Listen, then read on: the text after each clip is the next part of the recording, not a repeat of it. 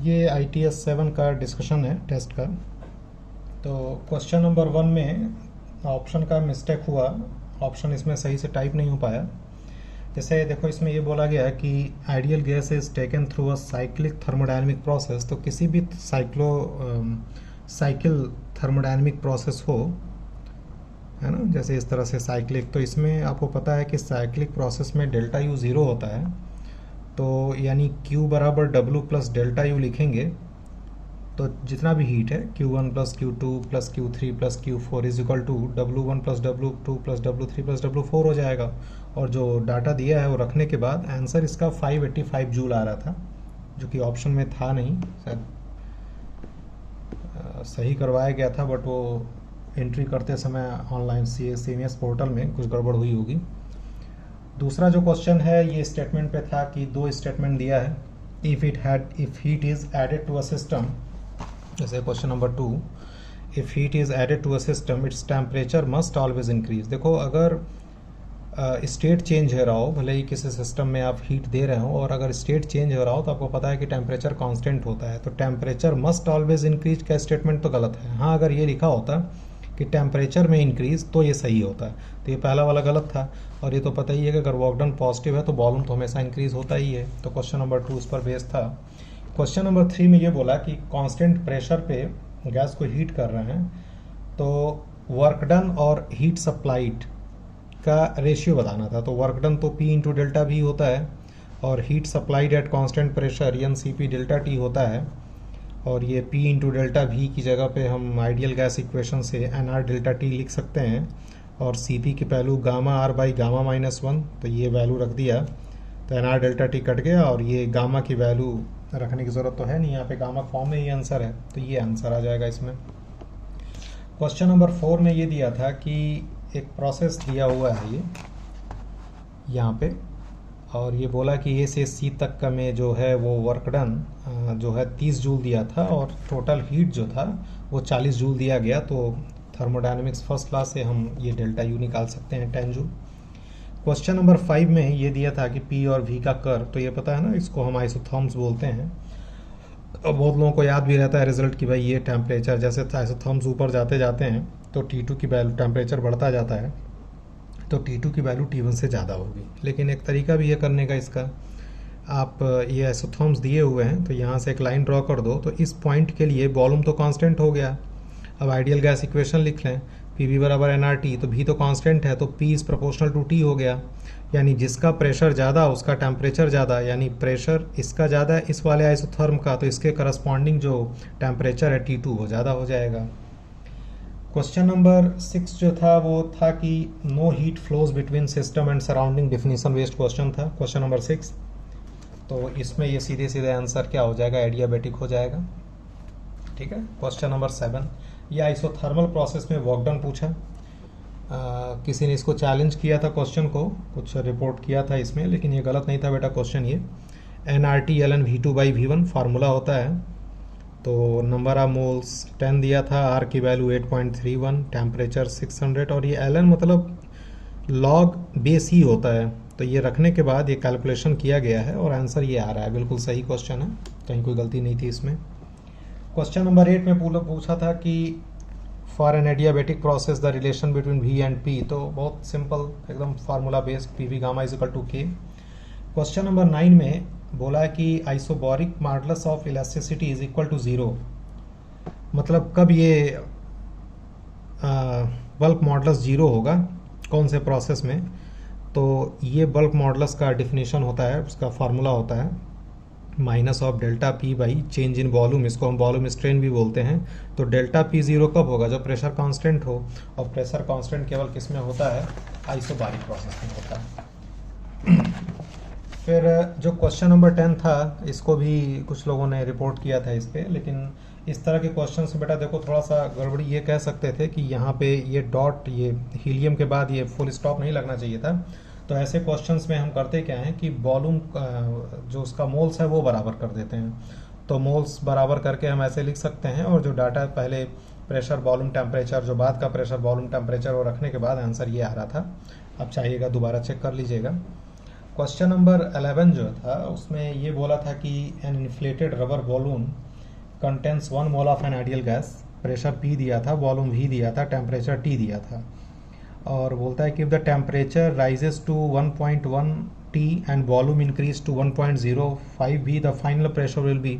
तो इसमें भी नंबर ऑफ मोल फिक्स है, तो नंबर ऑफ फिक्स मोल को बराबर कर दें और सारा जो डाटा है आप रख दीजिए, तो 1.05 P आएगा सॉल्व करने पे। तो जो सबसे बेस्ट ऑप्शन था वो ये था कि डी वाला, कि P और 1.1 P के बीच में होगा।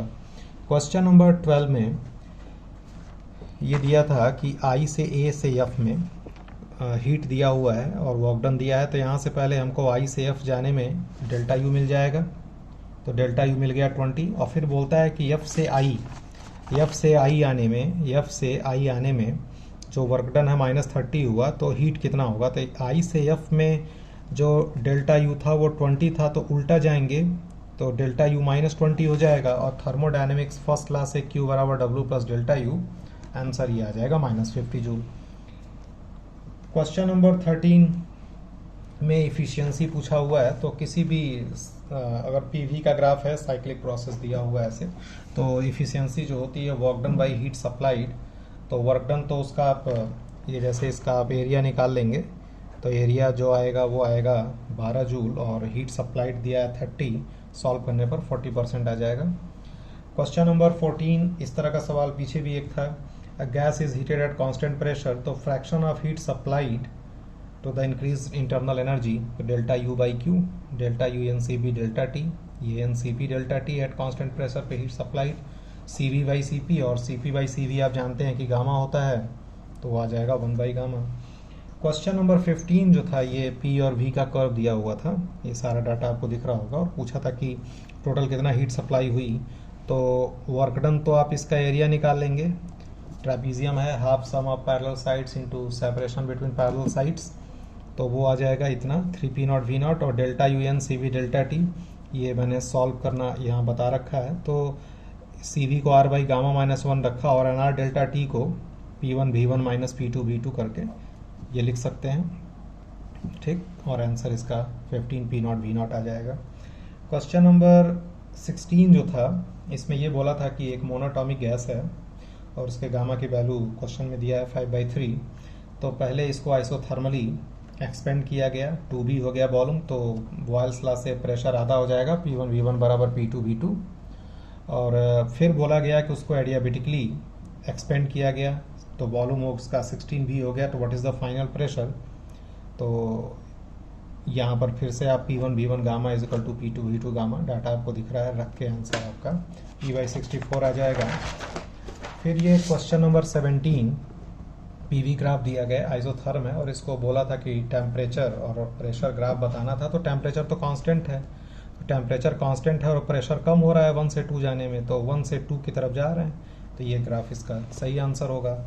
क्वेश्चन नंबर 18 में कोई भी जनरल प्रोसेस इसने दे रखा है, VB² is equal to K, और टेम्परेचर पहले T दिया है, फिर वॉल्यूम V दिया हुआ है, ठीक है, टेम्परेचर T वॉल्यूम V दिया है, बोलता है कि जब वॉल्यूम 2V हो जाएगा तो टेम्परेचर क्या होगा, तो देखो यहाँ पे रिलेशन P² V टाइप में दिया है कांस्टेंट में, तो V और T में रिलेशन चाहिए, तो P को हमें हटाना पड़ेगा, और P को हटाने के लिए आपको आइडियल गैस इक्वेशन यूज़ करना पड़ेगा, PV is equal to nRT, तो P की जगह nRT बाई V रख दिया, और T और V का रिलेशन ये आ गया, और T और V का जब रिलेशन ये आ जाएगा तो ये रिलेशन आप बना लेंगे, और T2 की वैल्यू आ जाएगी यहाँ सॉल्व करके। क्वेश्चन नंबर 19 में ये दिया है कि molar specific heat at constant pressure, CP की वैल्यू दे रखा है, तो बोलता है कि गामा की वैल्यू बताओ, सिंपल है ना, CP बाई CV पूछ रहा है, तो CV निकालना पड़ेगा मेयर्स फार्मूला से, और दोनों का रेशियो निकाल लेंगे। क्वेश्चन नंबर 20 में ये दिया हुआ है कि 2 सिलेंडर है ना, इसमें पिस्टन मूवेबल है, इसमें पिस्टन इज नॉट मूवेबल, तो ये तो कांस्टेंट आइसोकोरिक प्रोसेस हो गया, वॉल्यूम कांस्टेंट रहेगा, ये कांस्टेंट प्रेशर पे लेना पड़ेगा, और दोनों में हीट सेम दिया गया, तो ये लगाने का तरीका यहाँ पर आइसोबारिक और आइसोकोरिक में QA बराबर QB, तो आइसोबारिक में ये देते हैं फॉर हीट देते हैं NCP डेल्टा T, यहाँ पे NCP डेल्टा T, ये A और B दिखा दिया गया यहाँ पे, और बाकी आपको सिर्फ चूँकि ये डायटोमिक गैस दिया हुआ है तो CP/CV की वैल्यू रख देंगे और delta T change in temperature इन्हें आपको मिल जाएगा। ये सोल्यूशन आपको दिख रहा होगा यहाँ पर, ठीक है। क्वेश्चन नंबर 21 में ये सिंपल फार्मूले पर सवाल है कि पहले एफिशिएंसी 40% थी और सिंक का टेम्परेचर दिया हुआ है 300 केल्विन, तो सोर्स का टेम्परेचर मिल जाएगा फार्मूले से 1 - T2/T1 से T1 मिल जाएगा। फिर बोला कि जब 60% एफिशिएंसी करनी है, फिर बाद में एफिशिएंसी उसकी करनी है तो उसी फार्मूले से फिर से आप निकाल लेंगे और ये आंसर T1 की वैल्यू 500 केल्विन और T2 की वैल्यू 750 केल्विन, तो यहाँ से आपको डिफरेंस मिल जाएगा। क्वेश्चन नंबर 22 में ये बोला कि by what percentage should the pressure of given mass of gas be increase, तो वॉल्यूम में 10% का डिक्रीज करने पे प्रेशर में कितना इंक्रीज करना पड़ेगा। तो यहाँ पर चूंकि कांस्टेंट टेम्परेचर पे है तो फार्मूला यूज़ कर सकते हैं।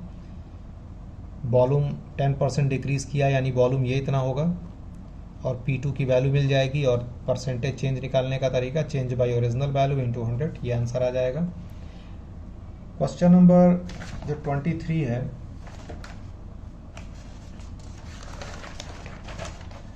ये तो बस ये बोला है कि ideal gas and real gas के बीच का डिफरेंस जो क्या होगा, तो मेनली प्रेशर का डिफरेंस होता है, तो ये थ्योरेटिकल सवाल है, आप देख सकते हैं उसको।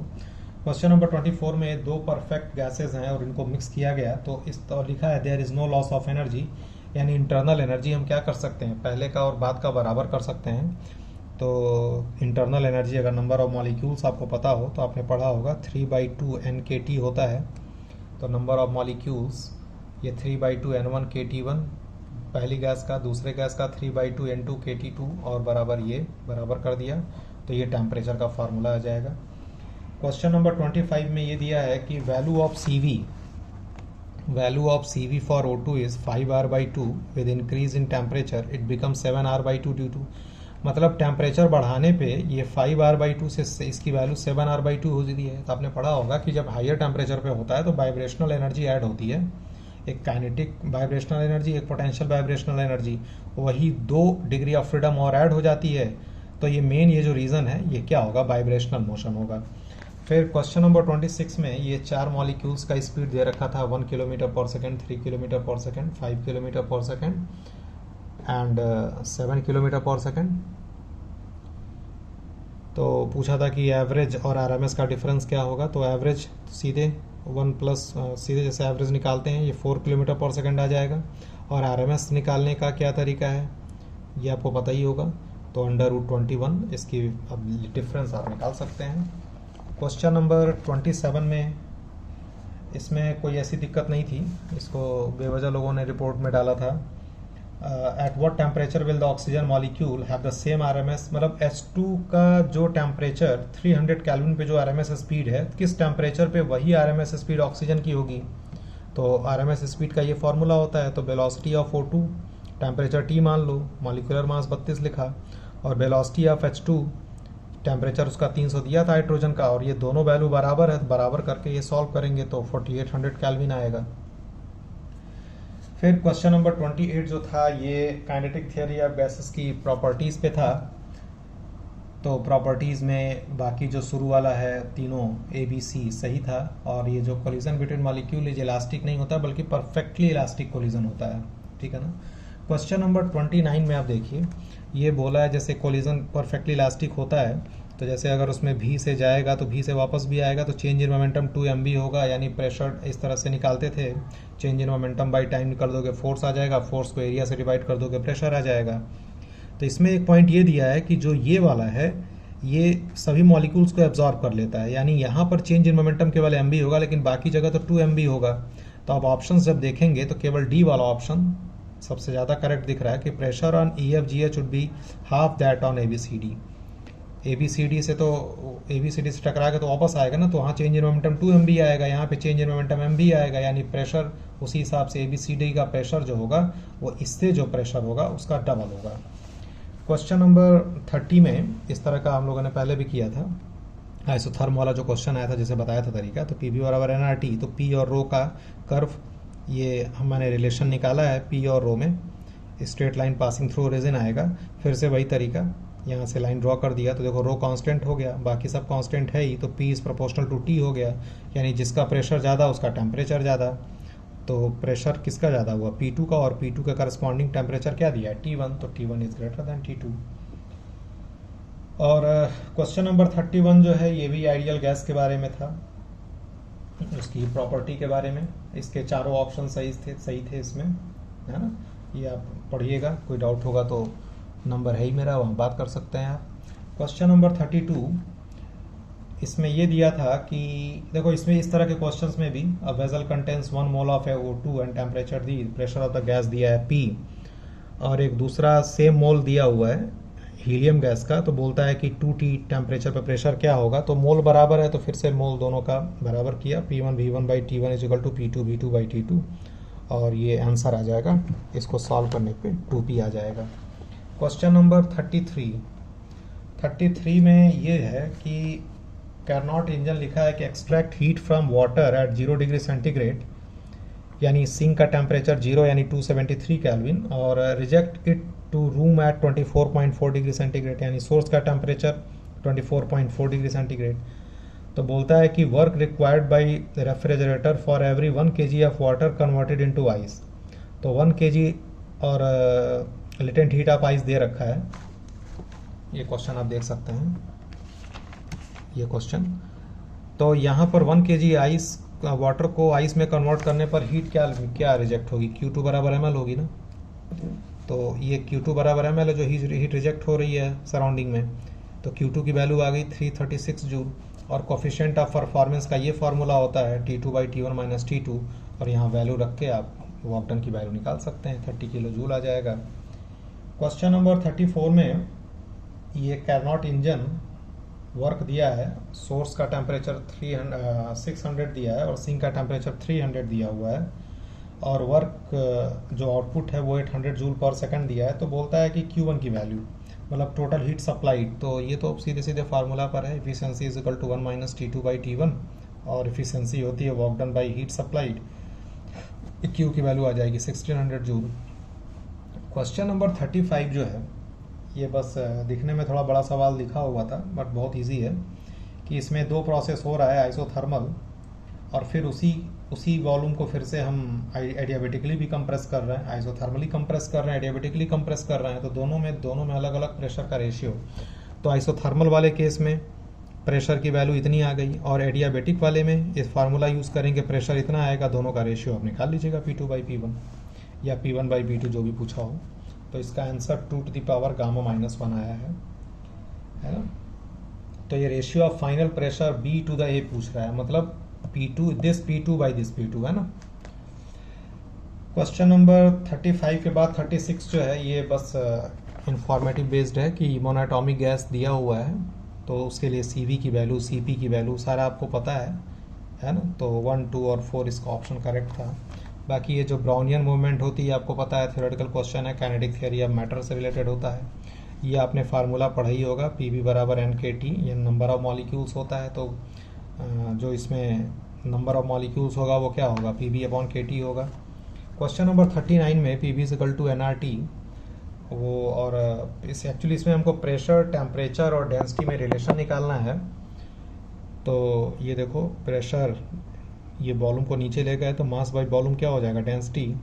तो ये फार्मूला बना, और P, D और T को एक तरफ ले आए तो ये पूरा का पूरा उधर कांस्टेंट होगा ना, P के नीचे D और T को लाओगे तो R बाई M तो कांस्टेंट ही है, तो K हो जाएगा। तो जब ऐसा रिलेशन आया तो यही ना बनेगा, P1 by T1 D1 is equal to P2 by T2 D2, P2 by T2 into D2। ठीक है, क्वेश्चन नंबर 39।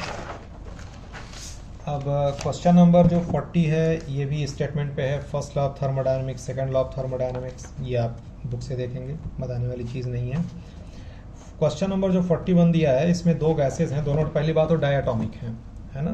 0.1 मोल H2 दिया है और 0.1 मोल O2 दिया है। तो पहली चीज़ की ये दोनों का डायटोमिक है, तो दोनों का specific heat at constant pressure तो सेम ही होगा, चूँकि दोनों थर्मल इक्विलिब्रियम में है तो टेम्परेचर सेम ही होगा। तो NCPT है ना, सब कुछ सेम रहेगा, नंबर ऑफ मोल बराबर है, तो specific heat at constant pressure same रहेगा, और काइनेटिक एनर्जी का जो फार्मूला होता है वो 3/2 nRT होता है। तो नंबर ऑफ मोल सेम है, टी सेम है, तो काइनेटिक एनर्जी भी सेम होगा, यानी इसका डी ऑप्शन होगा।